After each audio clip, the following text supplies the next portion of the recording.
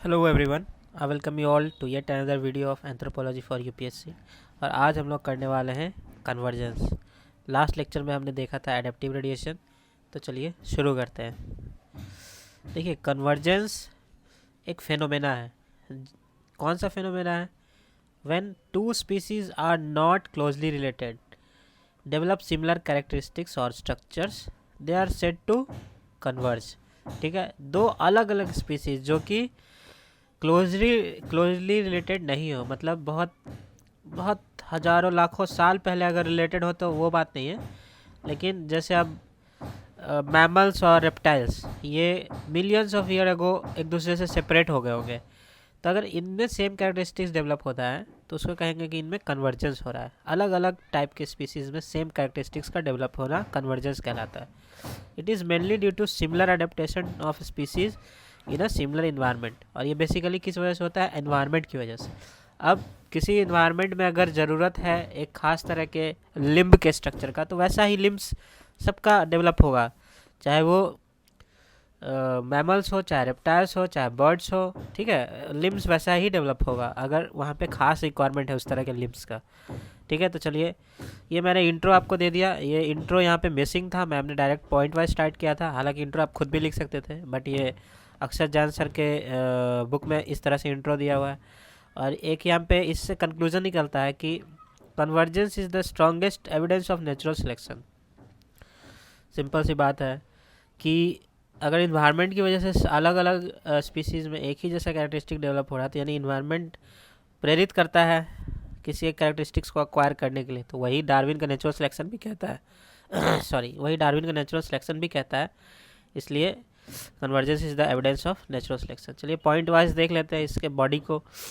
तो convergence refers to development, यहाँ पे फिर से इंट्रो टाइप का है, जिसमें कि कहा जा रहा है कि सिमिलर कैरेक्टरिस्टिक्स और adaptation that differ in direct ancestry. ठीक है, that is similarities are not due to common origin और descent but for adapting to eco niches. ठीक है, एंसेस्ट्री सेम नहीं है, एंसेस्ट्री सेम होने की वजह से वो सिमिलैरिटीज़ नहीं आए, बल्कि एडेप्टेशन की वजह से आए। ठीक है, ये मेन इसका पॉइंट है। सेकेंड पॉइंट है आपका एक एग्जाम्पल्स है। एग्जाम्पल है humming bird and humming mammoth का। Both have converge their flying habits as a result of their common search for nectar in flowers। तो हमिंग बर्ड और हमिंग मैमथ दो अलग अलग स्पीसीज़ हैं, दोनों एक ही तरह से डेवलप हुए हैं, उनका विंग्स जो है एक ही तरह से डेवलप हुआ है। ठीक है, नेक्स्ट करते हैं, इट अप्लाइज टू वन और few characteristics rather than overall makeup. देखिए, जब एडेप्टेशन की बात हो रही तो किसी खास कंपोनेंट की वजह से अगर एडेप्टेशन और एनवायरनमेंट का, तो पूरा बॉडी पूरा स्ट्रक्चर ऐसा नहीं चेंज हो जाता है, कोई खास कैरेक्टरिस्टिक्स चेंज होना। ठीक है, फ्यू कैरेक्टर्स, ठीक है, ओवरऑल चेंज नहीं होगा। तो ये एक अच्छा पॉइंट है, आप इसको हाईलाइट कर सकते हैं कि फ्यू कैरेक्टर्स ही चेंज होते हैं, सब कैरेक्टर चेंज नहीं होता है।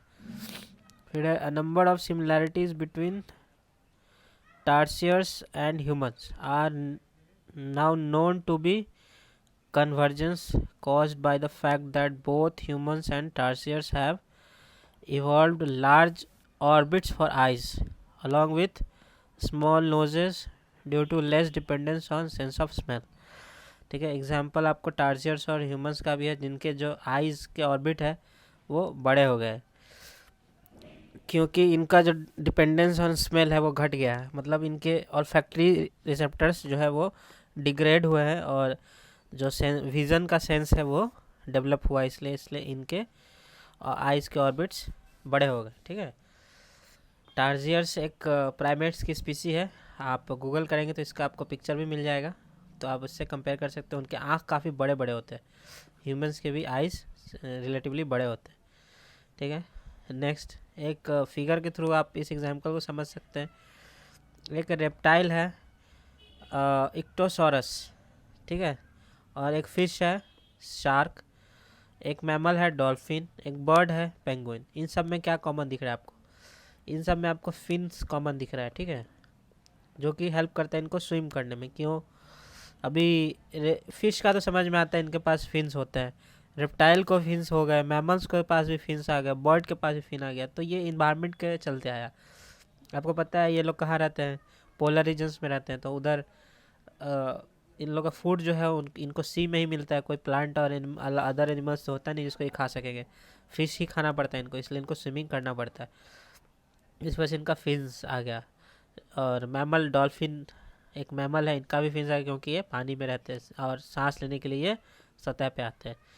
और ये एक रेप्टाइल एक्सटिंक्ट है, इसका आप गूगल पे सर्च कीजिएगा तो इसका एक बहुत ही अच्छा फ़ोटो आपको मिलेगा, जिसमें कि इनके फॉसिल को दिखाया गया है कि ये इसी शेप का आपको मिल जाएगा। अगर आप ये डायग्राम एग्ज़ाम में नहीं बना सकते इस तरह से तो कोई बात नहीं, आप इस नाम को भी लिख दीजिएगा कि इन सब का जो है कन्वर्जिंग कैरेक्टर क्या है, स्विमिंग।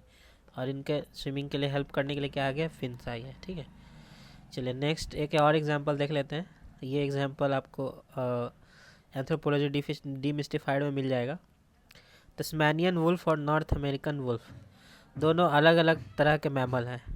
तस्मानियन वुल्फ एक मार्सुपियल मैमल है, नॉर्थ अमेरिकन वुल्फ एक प्लासेंटल मैमल है। इसका डिफरेंस आई होप आपको पता होगा। अगर आपने 2023 के यूपीएससी प्रीलिम्स के क्वेश्चन देखे होंगे तो मार्सुपियल्स पे एक क्वेश्चन आया था, तो अगर आप वहाँ से भी सर्च करेंगे तो मिल जाएगा। मार्सुपियल बेसिकली होता है कैंगरू टाइप का जो एनिमल्स होते हैं, जो जिनके बेबीज़ उनके बॉडी में बना हुआ एक सैक में रहता है। ठीक है, एक सैक मतलब एक जगह होता है उनके बॉडी स्ट्रक्चर में जहाँ पे उनका बेबी छिप के रहता है। और प्लासेंटल मैमल आपको पता है कि वो प्लासेंटा से कनेक्टेड होता है अपने मदर से, और जब जन्म लेता है तो वो प्लासेंटा ब्रेक हो जाता है और बच्चा जो है एकदम सेपरेट जीता है। ठीक है, तो इनके बीच में वेरी सिमिलर एडेप्टेशंस हैं, डिस्पाइट द फैक्ट कि मार्सुपियल्स और प्लासेंटल मैमल जो है डाइवर्ज हो गए थे 100 मिलियन ईयर्स अगो। ठीक है, दोनों उल्फ वाले सारे गुण हैं, इनमें बहुत सारे गुण मैच करते हैं इनके, लेकिन ये एक प्लासेंटल और एक मार्सुपियल है। तो 100 मिलियन ईयर्स एगो ये डाइवर्ज हो गए थे, फिर भी इनका कन्वर्जेंस हो गया बिकॉज ये सेम इन्वायरमेंट में रहते थे। ठीक है, तो यहाँ पे ये टॉपिक ख़त्म होता है। इसमें कुछ वैसा बहुत डिफ़िकल्ट नहीं था, एक सिंपल सा क्वेश्चन आएगा आपको 10 मार्क्स में, उसी का आंसर आपको देना है। इतने पॉइंट्स इनफ हैं। अगर आप कुछ इसमें वैल्यू एडिशन करना चाहते हैं तो आप हमेशा कर सकते हैं बेटर मार्क्स के लिए। तो इस वीडियो में इतना ही, मिलते हैं नेक्स्ट वीडियो में, तब तक के लिए धन्यवाद।